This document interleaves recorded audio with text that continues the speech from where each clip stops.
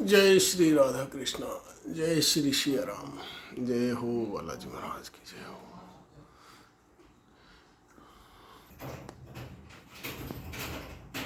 जय श्री राम। जय श्री राम। जय श्री राम। सभी आदरणीय भक्तों को सप्रेम सादर प्रणाम। आज दिनांक 9 नवंबर 2024 को एक बार पुनः उपस्थित हैं श्री रामचरितमानस जी का अर्थ सहित पाठ करने के लिए। पाठ में कोई त्रुटि रह जाए तो उसके लिए मुझे क्षमा करने का कष्ट करें। तो आइए प्रारंभ करते हैं। श्री गणेशाय नमः। श्री जानकी वल्लभो विजयते। श्री हनुमान जी महाराज की जय हो। कल का हमने जो पाठ किया था दोहा क्रमांक 59 तक, उसमें पार्वती जी भगवान से प्रार्थना कर रही थी अपने देह त्याग के लिए, बिना परिश्रम के ही देह त्याग हो सके। उसी क्रम में आइए आगे देखते हैं। अहे वेदे दुखित प्रजेश कुमारी, अकथनीय दारुण दुख भारी। बीते सम्मत सहस 87, तजी समाधि समु अविनाशी। दक्ष श्रुता सती जी इस प्रकार बहुत दुखित थी। उनको इतना दारुण दुख था कि जिसका वर्णन नहीं किया जा सकता। इसी प्रकार 87,000 वर्ष बीत जाने पर अविनाशी प्रभु शिव जी ने अपनी समाधि खोली। राम नाम शिव सुमिरन लागे, जाने सती जगत पति त्यागे। गलती हो गई। राम नाम शिव सुमिरन लागे, जाने सती जगत पति जागे। जाय समुपद बंधनु कीना, सनमुख शंकर आशनु दीना। शिव जी राम नाम का स्मरण करने लगे। तब माता सती जी ने जाना कि अब जगत के स्वामी शिव जी जाग गए हैं। उन्होंने जाकर शिव जी के चरणों में प्रणाम किया। शिव जी ने उनको बैठने के लिए अपने सामने आसन दिया। तब लगे कहन हरि कथा रसाला, दक्ष प्रजेश भय तै काला। देखा विधि विचार सब लायक, दक्ष कीन प्रजापति नायक। भगवान शिव भगवान हरि की रसमयी कथाएं कहने लगे। उसी समय दक्ष प्रजापति हुए। ब्रह्मा जी ने सब प्रकार से योग्य देखकर समझकर दक्ष को प्रजापतियों का नायक बना दिया। बड़े अधिकार दक्ष जब पावा, अति अभिमान हृदय तब आवा। नहीं को अस जनमा जग माही, प्रभुता पाए जाए मद नाही। जब दक्ष ने इतना बड़ा अधिकार पा लिया तब उनके हृदय में अत्यंत अभिमान आ गया। इस जगत में ऐसा कोई नहीं हुआ जिसको प्रभुता पाकर अथवा बड़ा पद पाकर अभिमान न हुआ। दक्ष लिए मुनि बोल सब, करन लगे बड़ जाग। नेवते सादर सकल, सूरज पावत मख भाग। सियावर राम जय जय राम, मेरे प्रभु राम जय जय राम। मंगल भवनय मंगलहारी, द्रवहुष दशरथ अजिर बिहारी। प्रजापति दक्ष ने सभी ऋषियों मुनियों को बुलाया और वे बड़ा यज्ञ करने लगे। जो देवता यज्ञ का भाग पाते हैं, दक्ष ने उन सबको आदर सहित निमंत्रित किया। किन्नर नाग सिद्ध गंधर्वा, वधुन समेत चले सुर शर्वा। विष्णु विरंच महेश बिहाई, चले सकल सुर जान बनाई।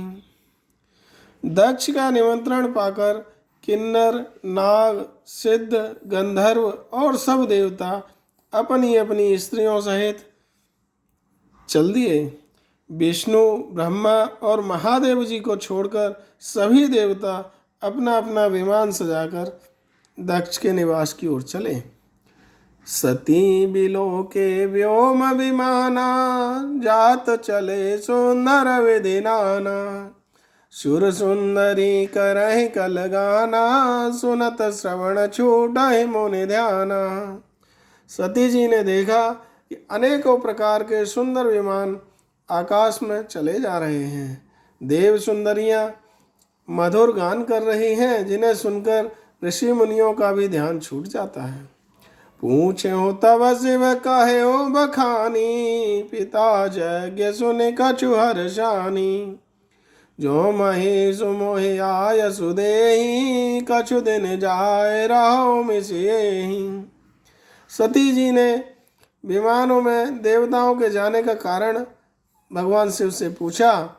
तब शिव जी ने सब बातें बतलाई।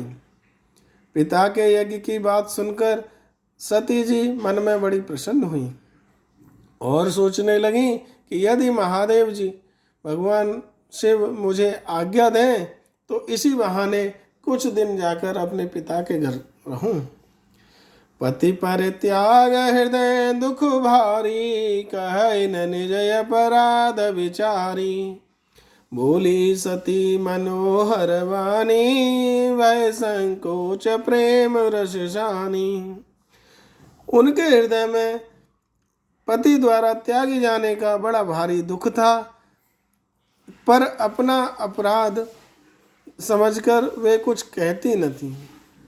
उनकी कुछ हिम्मत नहीं हो रही थी, साहस नहीं हो रहा था कुछ कहने का। किंतु अंत में बहुत समय बीत जाने पर माता सती जी भय, संकोच और प्रेम रस में सनी मनोहर वाणी से बोली। पिता भवन उत्सव परम, जो प्रभु आयस होय। तो मैं जाऊं कृपायतन, सादर देखन सोय। सियावर राम जय जय राम, मेरे प्रभु राम जय जय राम। मंगल भवनय मंगलहारी, द्रवौष दशरथ अजिर विहारी। सती जी बोली, हे प्रभु, मेरे पिता के घर बहुत बड़ा उत्सव है। यदि आपकी आज्ञा हो तो हे कृपाधाम, हे दीनदयाल, मैं आदर सहित उसे देखने जाऊं। कहे हो नीक मोरे हो मन भावा, यह अनुचित नहीं नेवत पठावा। दक्ष सकल निज सुता बुलाई, हमरे बयर तुमहु विसराई। यह सुनकर भगवान शिव बोले, तुमने बात तो अच्छी कही है, यह मेरे मन को भी अच्छी लगी, पर उन्होंने न्योता नहीं भेजा, यह कुछ ठीक नहीं है। दक्ष ने अपनी सब पुत्रियों को बुलाया है, किंतु हमारे बैर के कारण उन्होंने तुमको भी बुला दिया, यह कुछ ठीक बात नहीं है। ब्रह्म क्षमा हम सन दुख माना, ते ते अजहु करहि अपमाना। जो बिनु बोले जाहु भवानी, रहै न सील स्नेहु न कानी। एक बार ब्रह्मा जी की सभा में वे हमसे अप्रसन्न हो गए थे, उसी से वे अब भी हमारा अपमान करते हैं। हे भवानी, जो तुम बिना बुलाए जाओगी तो न शील स्नेह ही होगा और न मान मर्यादा ही रहेगी। क्योंकि ऐसा कहते हैं, यद्यपि मित्र प्रभु पितु गुरु गेहा, जाय बिनु बोले हुन संदेहा। तदपि विरोध मान जह कोई, तहाँ गए कल्याण न होई। इसमें कोई संदेह नहीं कि मित्र, स्वामी, पिता और गुरु के घर बिना बुलाए भी जाना चाहिए। वहाँ से निमंत्रण का इंतजार नहीं करना चाहिए, प्रतीक्षा नहीं करनी चाहिए। किंतु यदि कोई विरोध मानता हो तो उसके घर जाने से कल्याण नहीं होता, यह भी उतना ही सत्य है। इस प्रकार भगवान शिव उन्हें समझाने लगे। भांति अनेक शंभु समुझावा, भावी बसन ज्ञान उरयावा। कहा प्रभु जाओ जो भी नहीं बुलाए, नहीं भली बात हमारे भाई। भगवान शिव उन्हें बहुत भांति समझाने लगे, पर होनहार बस सती जी के हृदय में बोध नहीं हुआ, यह बात उनके समझ में नहीं आई। जब सती जी का हठ देखकर भगवान शिव बोले कि हे सती, यदि बिना बुलाए जाओगी तो हमें ऐसा प्रतीत होता है कि अच्छी बात नहीं है, कुछ भला नहीं होगा। कहि देखा हरि जतन बहो, रहन दक्ष कुमार। दिए मुख्य गण संग तब विदा की त्रिपुरार। सियावर राम जय जय राम, हरे प्रभु राम जय जय राम। मंगल भवनय मंगल हारी, द्रवशु दशरथ अजिर बिहारी। भगवान शिव ने सती जी को हर प्रकार से समझा कर देख लिया, किंतु जब सती जी किसी प्रकार भी नहीं मानी, नहीं रुकना चाह रही थी, तब त्रिपुरारी भगवान महादेव ने अपने मुख्य गणों को साथ देकर उन्हें विदा किया। पिता भवन जब गई भवानी, दक्ष त्रास काहु न शन मानी। सादर भले मिली एक माता, भगिनी मिली बहुत मुस्काता। इस प्रकार सती जी जब अपने पिता दक्ष के घर पहुंची, तब दक्ष के डर से किसी ने भी उनकी आवभगत नहीं की, सम्मान नहीं किया। हाँ, केवल एक माता ही उनसे आदर से मिली, क्योंकि माता तो माता ही होती है। माता के मन में ऐसा कहा जाता है कभी भी दुर्भावना नहीं होती, इसलिए कहा जाता है पूत कपूत सुने बहु तेरे, माता सुनी न कमाता। इसलिए केवल माता ही एक उनसे सादर सहित प्रेम सहित मिली, और उनकी बहनें उनसे व्यंग पूर्वक मुस्कुराती हुई मिली। उनकी मुस्कुराहट में एक व्यंग था।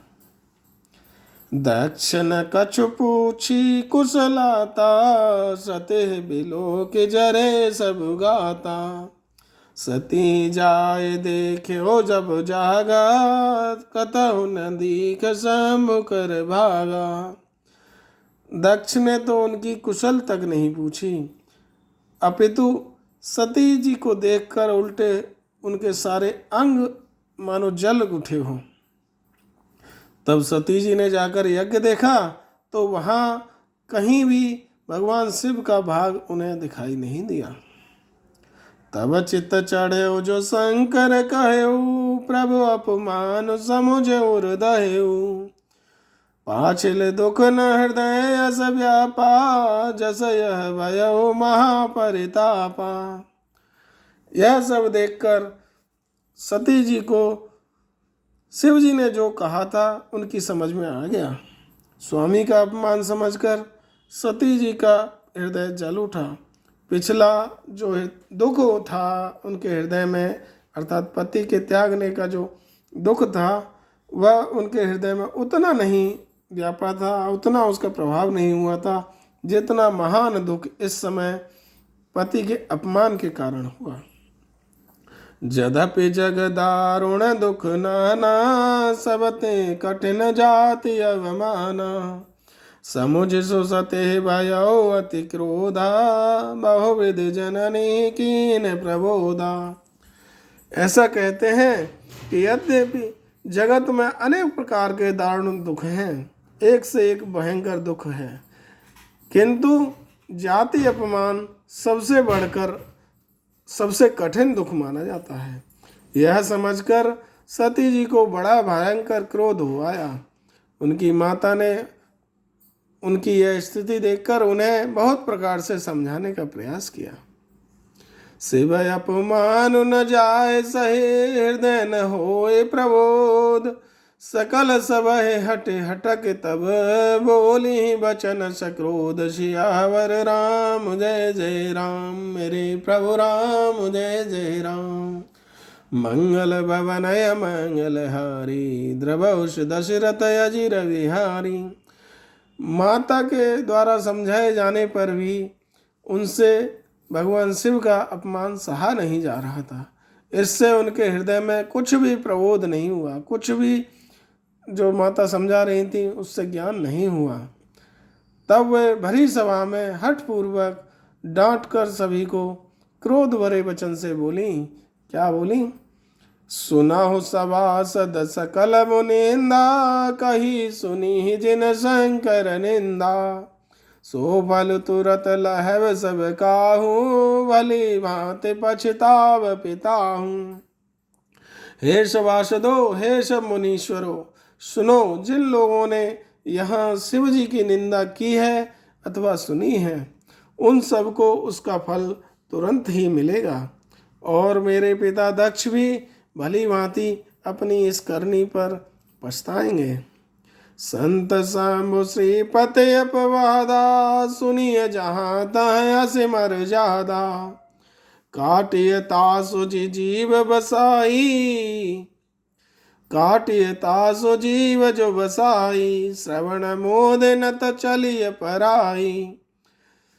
ऐसा कहा जाता है कि जहाँ संत शिव जी और लक्ष्मीपति भगवान विष्णु की निंदा यदि सुनी जाए तो वहाँ ऐसी मर्यादा है कि यदि अपना बस चले, संभव हो तो उस निंदा करने वाले की जीभ काट लेनी चाहिए, और यदि यह संभव ना हो तो कान मूंद कर वहाँ से चला जाना चाहिए। जगदात्मा महेशु पुरारी, जगत जनक सबके हितकारी। पिता मंदमति निंदत तेहि, दक्ष शुक्र संभव यह देहि। त्रिपुर दैत्य को मारने वाले भगवान महेश्वर संपूर्ण जगत के आत्मा हैं। वे जगत पिता और सबका कल्याण करने वाले हैं। मेरे मंदबुद्धि पिता उनकी निंदा करते हैं, और मेरा यह शरीर उन दक्ष के ही वीर से उत्पन्न हुआ है। तजे हम तुरत देह ही हेतु, उरधर चंद्रमौल वृष केतु। अस कह जोग अगिन तनु जारा, भयउ सकल मख हाहाकारा। इसी कारण चंद्रमा को ललाट पर धारण करने वाले भगवान वृषकेतु शिव जी को हृदय में धारण करके मैं इस शरीर को तुरंत ही त्याग दूंगी। ऐसा कहकर सती जी ने योगाग्नि में अपना शरीर भस्म कर दिया। यह देखकर सारी यज्ञशाला में हाहाकार मच गया। सती मरण सुने शंभुगण, लगे करण मख खीस।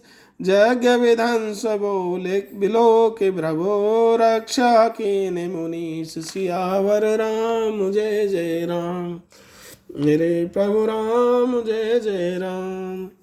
मंगल भवनय मंगल हारी, द्रवहुष दशरथ अजिर विहारी। सती जी का मरण देखकर सुनकर शिव जी के द्वारा भेजे गए गण यज्ञ का विध्वंस करने लगे। यज्ञ विध्वंस होते देखकर मुनीश्वर भगवान भृगु ने उसकी रक्षा की। समाचार जब शंकर पाए, वीरभद्र कर कोप पठाए। यज्ञ विध्वंस जाए तिन कीना, सकल सुरन विधिवत फल दीना। यह सब समाचार जब भगवान शिव को मिला तब उन्होंने क्रोध करके वीरभद्र को भेजा।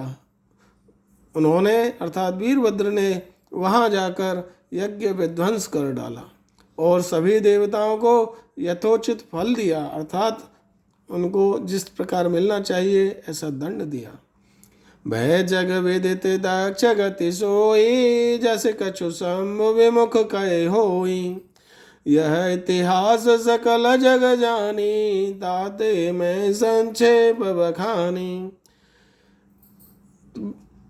तुलसीदास जी कहने लगे कि यह दक्ष की जो गति है वह जगत प्रसिद्ध है, वही उनकी गति हुई जो इसी शिवद्रोही की हुआ करती है। यह इतिहास सारा संसार भली भांति जानता है, इसलिए मैंने संक्षेप में इसका वर्णन किया है।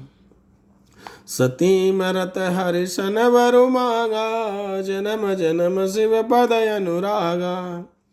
ते कारण हिम गिर गिर जाई, जनमी पार्वती तनु पाई। सती जी ने मरते समय भगवान नारायण से यह वर मांगा कि मेरा जन्म जन्म में शिव जी के चरणों में अनुराग रहे। इसी कारण उन्होंने हिमाचल के घर जाकर पार्वती जी के शरीर से जन्म लिया। जब ते उमा शैल ग्रह जाई, सकल से संपत्ति तह छाई।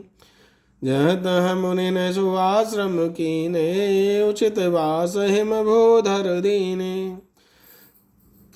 जब से उमा जी हिमाचल के घर जन्मी, तब से वहाँ सारी सिद्धियाँ और संपत्तियाँ छा गईं, अर्थात सब तरह से वहाँ पर सब सिद्धियाँ और संपत्तियाँ प्रकट होने लगीं।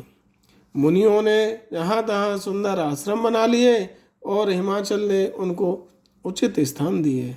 सदा सुमन फल सहित सब, द्रुम नव नाना जाति।